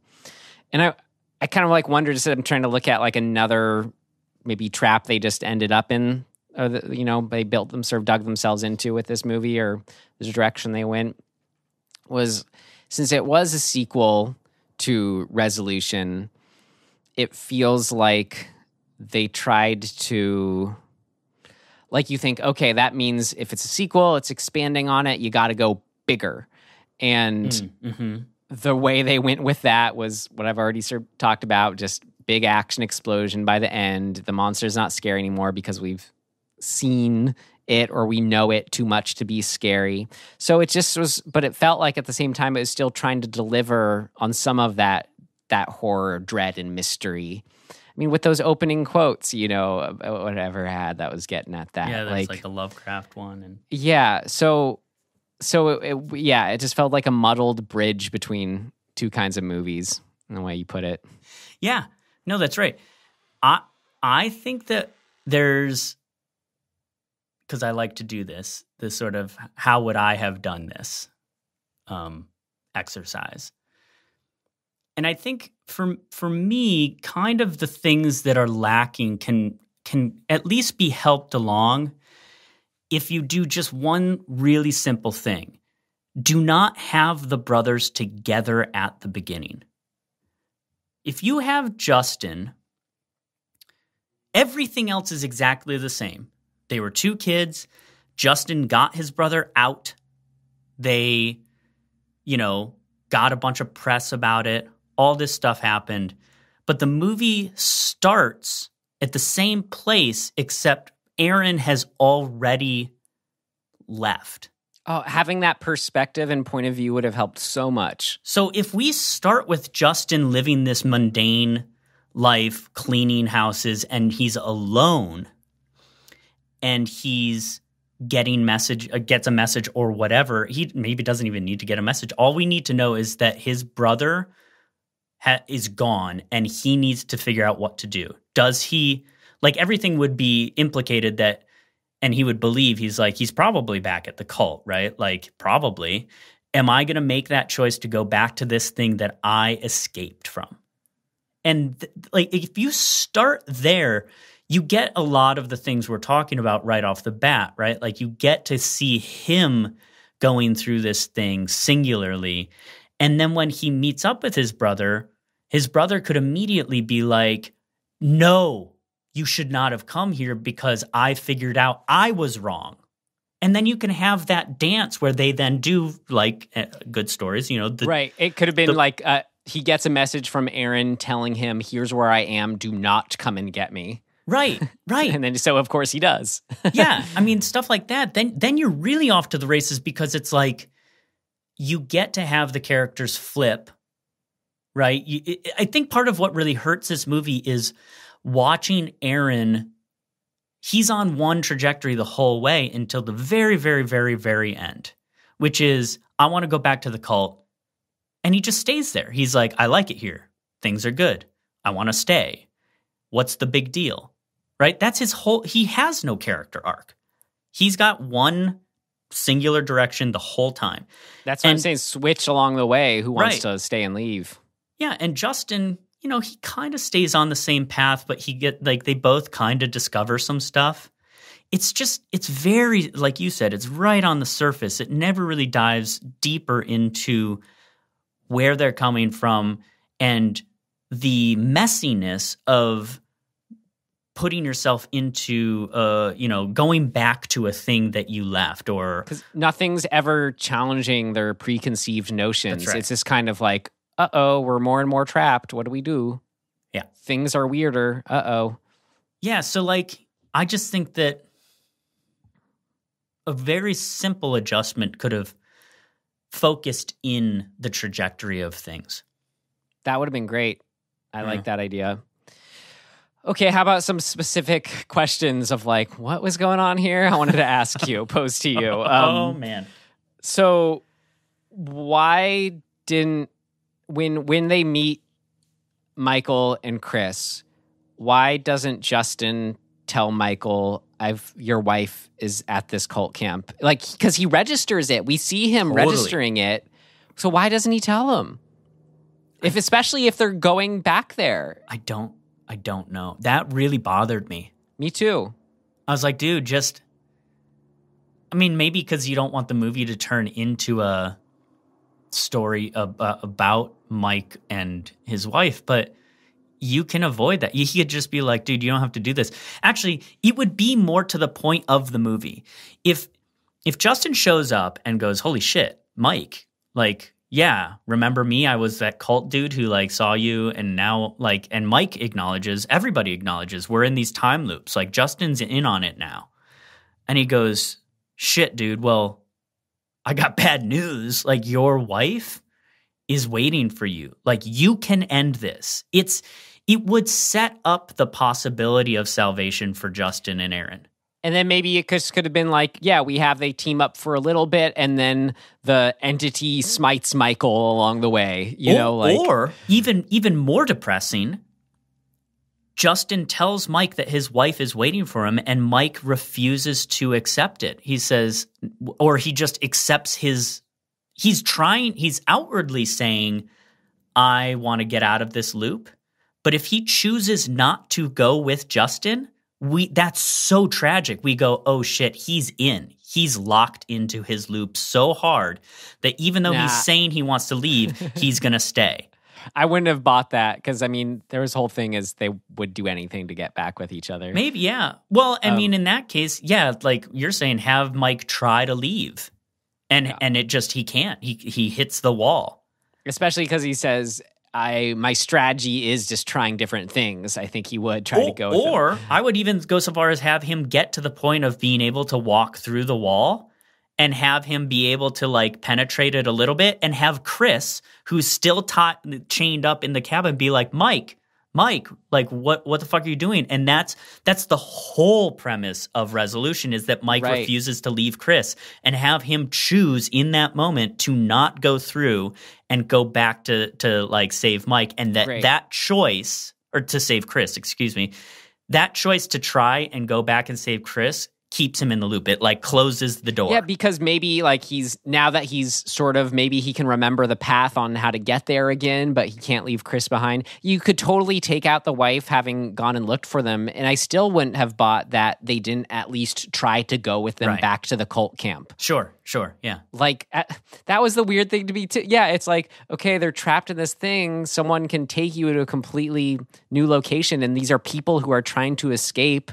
Yeah. Don't you want to at least try to team up with them? Everyone's, I mean, maybe that's the point, but everyone who's like stuck in their loop felt like they were actually stuck in their loop in a weird way. You know, like, I don't know. Yeah, where it defies you think kind of a basic like logic. You think these two showing up all of a sudden after however many, uncountable times repeating this thing, that would be a big deal, and you'd want to at least attend. Anyway, whatever. Right.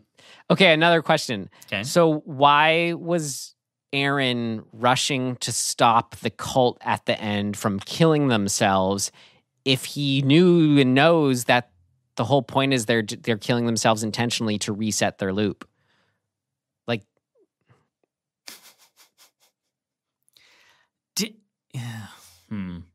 I still think it's murky as to whether or not they are intentionally killing themselves. Oh, that was another thing on Mike and on Mike and on Chris, was that how it started, how their loop restarted exactly how Resolution starts, yet they say they know about their loops. So it was just another weird, like when they start the scene, if they had known if they were retaining their knowledge from the previous loop, why would they start their scene the same way? Anyway, that was just more, this is... Yeah. Sorry, this is another question. That was just, that was maybe just more evidence for what we've been asking throughout, is just it's confusing. Well, that's just it. There's a lot of those. And who they actually retain their memory or not. Yeah, there's almost too many things that are set up that then get kind of undercut. Wait, so sorry, so them killing themselves. Yeah. It didn't seem to me that they were committing a mass suicide so much as that they knew that was the end of the loop, and that they were going to get smited. That's right. That they were saying, okay, here we go. We know that this is it. So let's accept it and let it happen. Yeah, you're right. Yeah, it wasn't suicide, but you could see how they would an outsider would call that suicide to explain it away. Well, and that's the thing, is like, don't you want in that, like, let's say Aaron thinks he understands that they are accepting their fate to die in that moment. But if you set it up that he and Justin believe, or just he believes, that they are active participants in that, in that they're like, they think that they're all taking cyanide pills or drinking the Kool-Aid or whatever the thing that you want to set up, and he makes a mad dash to save them, and in that moment of like, no, I can stop this from happening. He, let's just say, sorry, let me go down the path of logic here. Let's say at some point along the line, he found, they're doing the whole beer thing. They're selling beer. What if he finds a system in there from a previous loop? He doesn't know this, but it's from a previous loop that they at some point poisoned their own beer, and they all drank it like a cult would, and killed themselves in order to ascend out of the loop. They think that that's their salvation. And it failed. And at some point along the movie, we can get details about that, even if they're sort of vague details, to lead him to believe, oh shit, I just discovered the cyanide keg or whatever. Oh my God, that's how they're going to do it. They are going to mass suicide themselves. And that becomes his goal. But he's known that already. Whether it's intentional or not, it shouldn't make a difference in him trying to stop them. My point is, have him not know. Like, the video he gets says, we're going to ascend. We are accepting the end. If he translates that to mean we are actively going to drink the Kool-Aid and kill ourselves, he has an incentive to stop them because he likes the girl. But at this point, he's already bought into, whether it's ascension or suicide, that their lives are going to end and they're going to restart their loop. Aaron has? Yeah. Through who? At the ending, I mean, it's just what we've learned and they've learned along the way. I feel like Aaron had... Oh, I guess he learns it from the prospector guy. Yeah, I mean, he knows that they're going to reset, that when the full moons happen, that they're going to reset, right? Or was that just so obvious to the audience the whole time that I'm assuming? I don't know. I mean, I think that you can make it so... I think you could debate that, and I'd have to watch it again. But, like, let's say that he doesn't... He's the one who's hanging on to this idea. That would answer my question. He doesn't know that they're repeating. But I thought that was obvious. I thought they were talking about it. I don't know. I guess him and Justin are sort of talking about it. It's murky. The only thing I could have thought of was he was trying to like rescue. He wanted to get Anna out of there or something, and like, but he never even really tries. That's what I thought the ending was him. Oh, we gotta go save her or do something. I don't know. It'd be awesome for him to like run up in that moment and like grab her hand and try to pull her out of the loop, and she just explodes in front of him. Yeah. See, that's why I thought something like that was going to happen. That'd be fucking sweet. And then it'd be like, or, Justin tackles him right before he gets to them and they get to watch everybody explode. And then they're like, oh shit, we're next. Or he sees everyone but her like kill themselves in a not as painful way. They all take the cyanide or whatever it is, even though I'm sure that's horribly painful, whatever.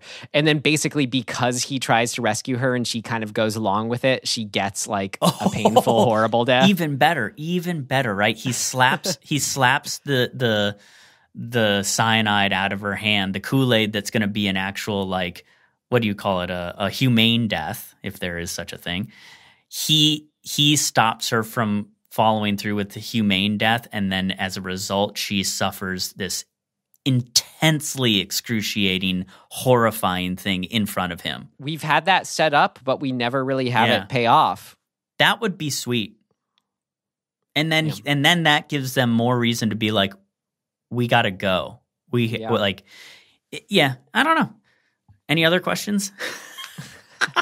No, it was just the other, how does the time loop work if the memory thing, but we just have kept bringing that up. And I think we've settled it's confusing and weird. But you can see how that's kind of a deal breaker too, like for me. And like, it's like, I don't know. Yeah.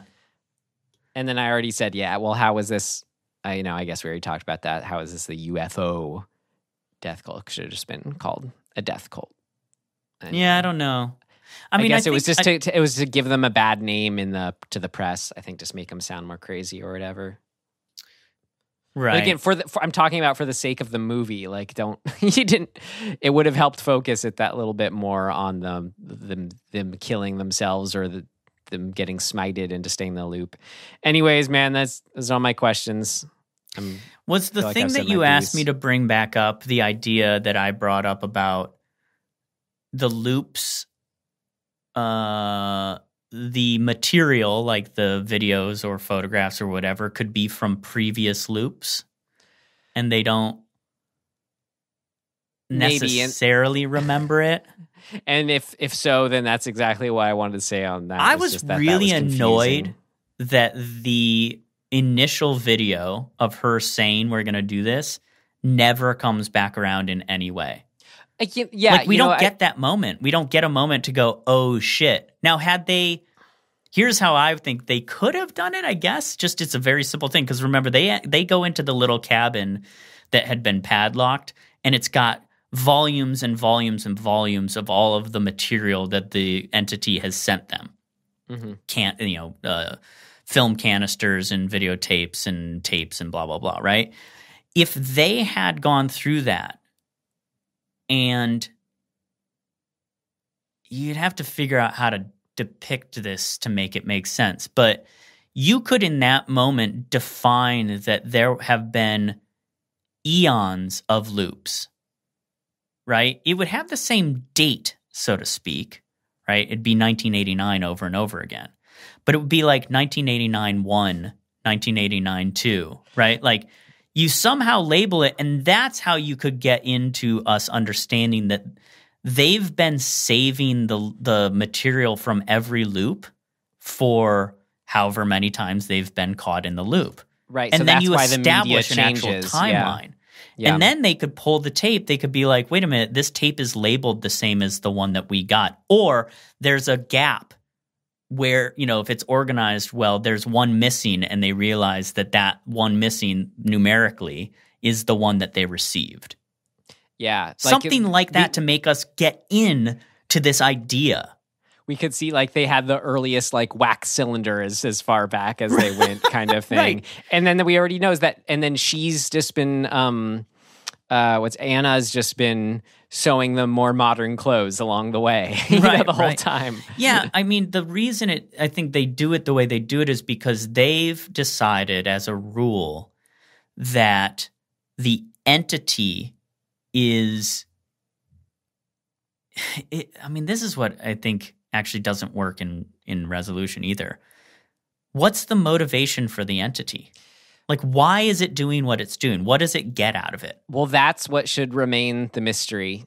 And that's what they kind of do explain a bit too much, I think, in the Endless, with saying it, at least an aspect of it is alluding to it enjoys torturing them in some regard. Anyway, Tim, I feel like we're starting to be stuck in our own loop, endless loop here, versus the said delving, which is what we're really here to do. Okay, let's move on. And maybe that's a good in summary too, where the endless puts me in an endless questioning in a not fun way versus a fun, there is a mystery to mine here, a la Lost, which did work for me, and to a different extent. Yeah. Their first film, Resolution, I thought worked a lot better. Yeah. Well, it's interesting. I'll give it that. Great. Well, let's see if there's anything more interesting to touch on in our next section. Things of note. Things of note! This should be interesting.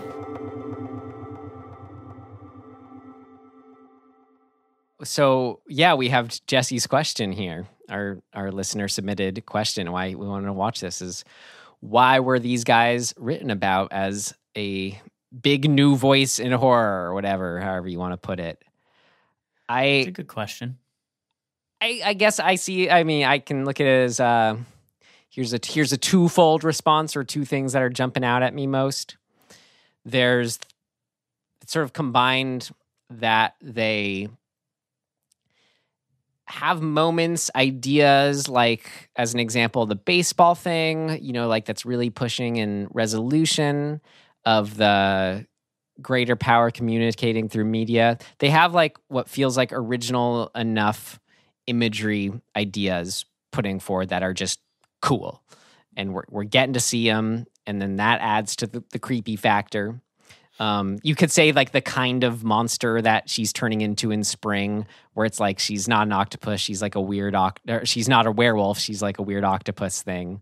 That's kind of cool. The setting, did a lot for that movie to make it interesting and unique. And then just combine that with the fact it's all done under the wrappings of that kind of indie style that just allows a lot of people just to buy into the reality of it. It's just that 2-3-5 just kind of puts us in the world. The acting's a very specific, it's a little desaturated, a little too, what do you call that? Grayscale. It's not colored. Yeah. For me, or it's colored a very specific way. Yeah. I hate that. I don't like it drives either. Me nuts. And it's also let's say the rapport at the beginning of the Endless in the car when they're kind of yucking around with each other. That did not work for me. I'm sorry. I didn't buy into it. But it's the kind of thing where if you are buying into it, you are really buying into the world then. And I think that is maybe a lot of viewers or most viewers, or it's just not for me. I'm the odd man out in that one. I don't know. But just I think, yeah. So something about their ideas or moments that are fresh, the imagery that's fresh, combined with the packaging that gets people to really buy into the reality. That is my first after talking. That's my first stab as to why they're being written about this way. But for me, in the end, and it could just be a taste thing. I think largely. It's I don't know. That's not there. To piggyback on some of that, what you're saying, I think the bigger appeal and why these two dudes are getting recognition is that they're filling a void in a way that, coming out of the aughts, there was, there's like what horror was happening in the aughts. Right. Well, I can also say there, to tie it specifically to horror too, I guess I didn't sum up quite what I was getting to. I realized because of those things I said, when you buy into that reality, cool things, then that does allow you to be affected by the horror on a certain level, where it actually is intense, scary, suspenseful. Yeah. The slow build is if Spring is actually like working to an extent for people. So there you go. Yeah, I just think that their stuff is coming at a time. There's a couple things happening. It's coming at a time when big budget films are, the norm, and there's a lot of appreciation for the antithetical nature of these films. Like, they are a different style, and they are more of a thing that makes you think. And they're also dealing with themes that are kind of apropos to right now, in not maybe right this second, but in the last 10 years, of like, we're in this new realm of what is reality. Like, technology has shifted how we view reality, how we interact with other people, how we communicate. And I think that there are these underlying themes that, in a way, that can be problematic, but that are just really popular now, of like, question everything. Science is not necessarily the end-all answer. I mean, I personally think that's a dangerous path to go down, but that's not what they're saying. They're saying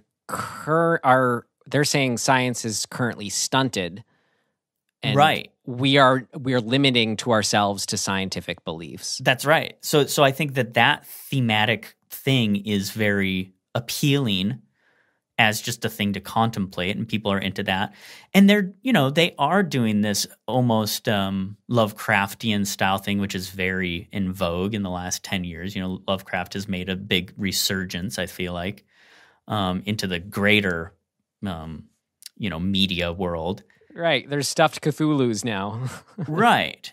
And so I think that they're just tapping into, and maybe they're a part of, that movement of interest. And the horror, like any medium, the horror world is always looking to identify the rule breakers or the next big thing, and they love an indie story, right? Like, that's why Paranormal Activity did so well, or Blair Witch did so well. It's like, if you can make this movie for $20,000, holy shit, right? They media coverage loves that story.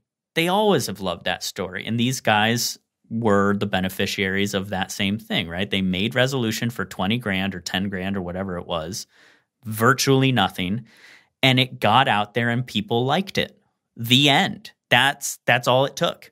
So they just they're one of the, every generation sort of Cinderella type story of like, look at what these guys could do on zero budget. And that's not to detract from what they're doing. I think it's to commend their ability to do that and ride that wave. But like, certainly the media loves that story. It's true. So I think it's a combination of those things. Yeah, it's weird. That's kind of a chicken and the egg answer, though, in a way, because in order to get there, they have to be doing the things successfully first. You know what I mean? No, I know. It's an interesting sort of paradox in and of itself. So, yeah, I'd like to see Synchronic and see what that's all about. And you, as a Marvel fan, you hear what they're directing next? Can't believe it. What is Moon Knight? So they're directing. It's not something they are spearheading, but there's a Marvel show coming on Disney Plus called Moon Knight, and they are, I guess, directing some of the episodes. Yeah. So Tim, what do you want me to tell us? Describe Moon Knight to you for the uninitiated? Yeah, Moon Knight was one of the characters growing up that I never read, but I loved the design and the ideas behind. The ideas were a little too advanced for me as a kid, but effectively, it's the basic idea is that this dude either has been given the powers of an ancient, I think it's Sumerian or maybe Egyptian, I don't remember what, god, and uses those powers to he's sort of anti-hero-ish at times. He's gone back and forth over the years. But he's either possessed by the powers of an ancient god or schizophrenic. And the whole story is him, the complications that kind of surround that question. So he believes that he possesses the powers of this god and is at its mercy at times. But the grounded outside world is like, we think you're just maybe psychotic. So he's a very, very complex and interesting character. Got it. And Oscar Isaac has been cast as Moon Knight, which is pretty incredible. Like Sounds to great. get an actor of that caliber doing this. Woo! So, I mean, yeah. Any thoughts? Last thoughts on our posed question here? I mean, I think that. Man. I think Moon Knight will be really telling as to what the true talents of these guys as directors is, because I'm not convinced that they're the best directors. I'd say yes and no, because that's going to be part of a kind of preset package of other writers and producers and just sort of stepping into a script and yada yada. And it's as long as they get the takes and the coverage, it's going to be cool. Which I don't mean to talk down the role of directing, but like, I don't know. Well, I think we haven't even seen their fourth latest feature, so I kind of don't want to. Sorry, Jesse, we should have. That would have been a better way to. Or I like to be thorough. And it could have better to answer the question having seen that. I think that it's an interesting question. They may be really, really good directors from the point of view of like thematic, visual, and like compelling ideas. And what they've lacked in their own storytelling is just a little bit more of like an outside voice saying, yeah, but. Yeah. And Marvel being the biggest but of them all probably will potentially give us the answer, right? Like to whether or not they're better directors than story conceptualizers. We don't know. Original imagery in a package that gets people to buy into the reality. There's my and therefore buy into the horror. There's my answer. They might be. I mean, I'm very hopeful that they will crush Moon Knight and it'll be amazing. You come back. This is like the get of all gets. Two indie filmmakers that like are semi like coming out of obscurity, doing it on their own, getting catapulted within 4 films into working for Marvel and doing a TV series. Like that's crazy huge for them. Well, working for Marvel is working for Disney, and someone else who took that route that I do really like as a filmmaker, David Lowery, who did the Pete's Dragon. you know, Oh, yeah. and then we did on to do The Way of the Gun. Mm-hmm. Sorry, I can't remember the name of the movie, but his first indie film was really cool. I liked it a lot. Yeah, I forget the name of it now. What was it? Anyway, he's he's going on to do more things, including The Green Knight. Have you heard about that at all? The Green Knight, like the Prince Valiant story? I mean, I just meant more as the film that is coming out. I don't know about it. Oh yeah, no, sorry. He also did a Ghost Story, which I Yeah, haven't Ghost seen. Story. I haven't and seen that either.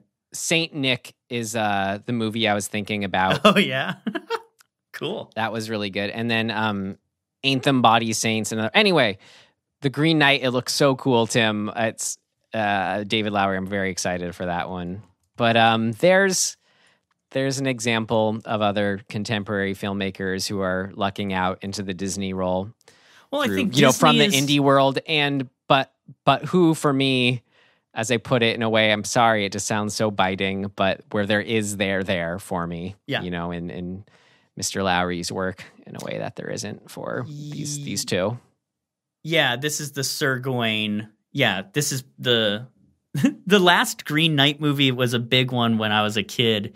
It has Sean Connery as the Green Knight. It's so weird. Just watch like the teaser trailer or whatever. I have. It's so visually cool. And just once you know that the David Lowery's work, I'm like, oh man, he gets his filmmaking. I buy into the reality. There's there for me. Yeah. But he's just one example of like, I guess filmmakers I'd rather. Marvel has been really, you know, that's a part of their model. It's become a part of their model is, you know, and I think there's a philosophy, you know, a negative philosophy about why this is, but they have propped up a lot of indie filmmakers. I mean, John Watts, who's doing the Spider-Man movies now, came from the indie world. He did Cop Car. Maybe it's too like Jesse's question comes from. I think it sounds so like mean and hating on them. I'm sorry. Clearly know by now. It's just these films just didn't quite hit the mark for me. But to pose it as a new vision or you know however they put it that way in horror, where like even though she hasn't done as big of as a film or whatever, or isn't doing a Marvel movie next as far as I know, like let's take like Anna Lily Amirpour, you know, the Girl Walked Home Alone at Night, and then and what's the other one called with Keanu Reeves that she did? The Bad Batch. Oh right, yes, Bad Batch. You know, she went very on to interesting movie. Went on to do an episode of Legion, a couple episodes of the new Twilight. Anyway, like, but even though like the Bad Batch, it's and Girl Walks Home Alone at Night, those felt more like, okay, I get like who she is. Like she's like herness feels there for me. Which is so funny. There-ness. There's no there. There you go. That's a way to put it. Like, I don't know. I could tell, or I guess I started saying this from the perspective of like, what does it mean to have a vision or whatnot? And I don't know, man. It just doesn't seem like they're films. Like I don't. I've been listening. I don't know, man. I'm sorry. I know what you're saying. I've been listening to a lot of like podcasts and stuff on old cults, and part of what is compelling about cults, it seems, and why people kind of get, you know, wrapped up in it, is that it's tapping into mythology. Almost like by and large, like cults, that's like one of the big things that they're using. They're using your pre-existing susceptibility to religion and or mythology and or just the philosophy of those things. And they're playing on them and using really esoteric, almost double speak to kind of lock you in, and it's like a way to kind of muddy the waters, but make you believe that what they're saying is the gospel. And in a weird way, that's what the Benson and Moorhead movies are actually talking about. But in talking about it, they're also doing it. And I think that's kind of what's happening. We as humans, we kind of like this esoteric shit. Like it's confusing and it's intriguing and it posits these big questions that are never answered because there is no fucking answer. Honestly, I do feel like, I think this is where you're getting at. Sorry, like it is a kind of a cheap magic trick they're doing to get us to buy into the reality of it. Kind of. Sorry. I don't mean that in a bad way. I just mean that is the effect. Right. It does feel like they're going, okay, so we did these two characters having some rapport in the car, and hey, that's gotten audiences to really buy into the characters before. So I guess here it is again. I don't think it's that conscious. Mm-hmm. I think that they. No, I'm not saying it is. I'm not saying it is. Yeah. I don't know. Well, I mean, but it is what you do if you're trying to make. Obviously, they're trying to make good movies, which is totally what I respect them for, and that's so. There's their version of that. I don't know, man. You know, there may be another component to this too. Sorry, we'll just drag this along, but you know, something that makes people like a thing is the idea that they could do it too. And I think that Benson and Moorhead's first few films, they inspire us to be like, damn, those guys did it. They did it with very little budget. And like, even in spite of these sort of holes that are in their stories or these like kind of imperfections, they still did it. And I kind of liked it. That's inspiring. It makes me want to go make a movie. It makes me feel like I can go make a movie. And I think that within the realm, especially in horror, you know, there's so many people who are aspiring to create things. And so I think there may be a component too within that's why they get the recognition that they get, or, you know, people are like, they're inspired by this. Because if you put Spring or The Endless next to The Green Knight, like even just watch those two trailers next to each other, there is a deep chasm of like difference between those two in terms of style, budget, I'd say storytelling. You put Saint Maud, that movie, which is like his equivalent no budget indie compared to even Resolution, better. Their no budget indie. You know, I think that's fair comparison. Yeah. And for me, that Saint Maud, I don't know, it's doing. The filmmaking itself feels like it's got a vision built into it, which this was clearly not there in their work. But I for think, me. you know, I'm sorry. We're snobs, and so we like what we like. Yes. Thanks for just saying it. That makes me feel better. It's true. I mean, it is true. Like, there's a reason I like,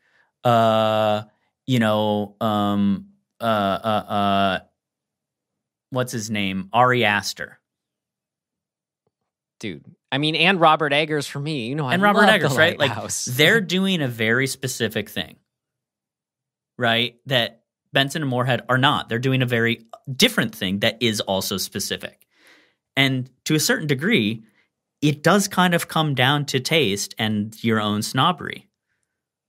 Now, I mean, whatever. You can always argue the merits of what makes one art form or one product better than the other. I mean, whatever. Like, that's what we do. So, like, I don't know. Everything kind of has its place in a way, is the way I kind of feel about it. It's the realm that Benson and Moorhead's films exist in fits, like they fit into that realm. They just do. Yeah, I do. Maybe I do. This is why Jesse asked. I don't want to speak for him, but as far as feeling a disconnect from those super high praise quotes through the trailer of The Endless that we watched at the beginning, one of the best cinematic experiences you'll have at the theaters this year. That's objectively not true. Like, okay, right? Like that. Come on. I mean, let's be honest, right? Like that is objectively not true. But go watch a Paul Thomas Anderson movie, and you immediately go, okay, yeah, that's not true. But is that just the film snobbery? Because like here, I go on, you go on like Rotten Tomatoes or whatever, like one of those sites, and it's like 90% of the stuff is just super high praise. It's feels crazy to me. I think because it's what I said before. It's tapping into a different thing. It's not about the film snobbery stuff that we love. It's about this other thing, this esoteric thing, this vibe that it gives off. And that's fine. Yeah. Yeah. Great. It got them Moon Knight. Fuck a duck. That's amazing. It is. I'm Okay, so so- like happy for them and like kind of I envy them to no end. Yeah. You let us know how it all is. Oh, I will. And I want to see, they're starting to release all their shows now. I know WandaVision just came out when we're recording this. Okay, so last little thing of note I had. I know this is running long, everyone, or running longer than usual. But as far as filling another, or like what could be their next movie in this universe they've set up based on their first 3 movies I've seen, I love what they didn't get into it all in the Endless, but that was sort of set up in Resolution was the Native American characters. Yes. This is on Native American land. Yep. That would be really cool to see that whole side of the story now. Bring back that casino worker guy as a character, and maybe only have those characters in it. Zan McLaren, who's the actor who plays the casino security guy Charles in Resolution. That dude is no joke, just an incredible actor, and like he needs to be the lead in something. Like he has not. I don't think he's gotten. Well, I've only seen him in a couple of things. He's in Dr. Sleep, lesser character, Bone Tomahawk, lesser character. You remember he was the guy who tells them not to go fight the troglodytes. He was in what's it called? Westworld. He's really good in Westworld. You know, he's done a lot of TV too, but like, man, that dude needs to be the lead in something because he's so good. Let's do it. Great. Well, this is all endless enough. How about we move on to RecommenDEADtions, finish up with the endless. Definitely. All right. I was going to recommend Resolution just to sort of end on the point of, hey, I do like something about these guys, just as a reminder to sort of outweigh the negativeness that I may have sounded, in the end. Yeah. I did, again, to say like Resolution largely I thought was really, really cool and did hold that suspense. But whatever, I feel like I've recommended that enough throughout this. So when you said you hadn't seen Black Bear yet, I feel like that's what I want to make my recommendation now. All right. And especially like what you said, where you're interested in the story of something itself being both about and inspired maybe by writer's block. That's like what it is. So that's exactly what it is. And it's so cool how they do it. Aubrey Plaza's incredible. It's cool to see her. We think of her as like only having this kind of sarcastic persona, or that's kind of the face that she puts on to the world, in a lot of ways, or whatever. I don't know her, but to see her go to some real places and some real heavy places is really fun. Cool. Well, you know, Black Bear. I think I'm gonna recommend WandaVision. Because you reminded me that I watched the first 2 episodes. It's so a thing that I did not think they were gonna do, that I almost don't like it, but I know what they're setting up, and they make it obvious that there's this bigger underlying mystery, and honestly, they barely scratch the surface of what that mystery might be. In such a way that you go, whoa, I think they're only doing like 6 episodes. And in the first 2 episodes, you get, they're like 22 or 23 or 4 minute long episodes, I think. You get maybe 15 seconds of suggestion that there's some deeper thing going on. And the rest of it is just a sitcom from the 60s and then a sitcom from the... I don't want to know. I don't even want to know that much. It's so crazy what they're doing that, I think you have to watch it. Like, I think everybody has to... Well, not everybody, but if you even remotely like Marvel, watch it, because it's really... I'm like, it's ballsy to do what they're doing. So I'm going to recommend that. I was going to recommend Dead Tenet, which I watched last night, and I didn't like it, so I'm not recommending it. Great. All right, then let's pull from the hat. I believe it's my turn. It is. Tell you when to stop. And stop. Oh. The Body Snatcher from 1945. Whoa! Cool. The Traveling OG. way back. I don't think this is an Invasion of the Body Snatchers type story. I'm pretty sure this is just some other Cool. Even cooler. 1940s horror film. Great. Great. Yay. I mean, oh yeah, we did. I meant to mention we did cut short because of the endless cut our line of pre-2000 films where our record of having 6 before, we only reached 5. If the endless had been a pre-2000 film leading to this film, we would have reached 7. Oh, well. So we'll see if it happens again next time, another time. And there will be another time because now we got a new movie to talk about. Wait, what was it already called? The Body Snatcher. It's got Boris Karloff and Bela Lugosi in it. I'm sure that's why it's in our hat then. Yeah, right? Sweet. Cool. Great. Well, until then, you can find us wherever you found us. We got an Instagram. We got a Twitter. We got all that. Yep. You can email us, too. We have an email. It's Gmail. Dismembering we ask Horror. you, our big ask is to please tell a friend to join us. Yeah, tell a friend. Come hang out with me on Twitter or Instagram. I'm looking at that stuff. Great. So wherever you may or may not be in your own endless time loop, we do thank you so much for being here. Yes, we do, and we will see you next time. Goodbye.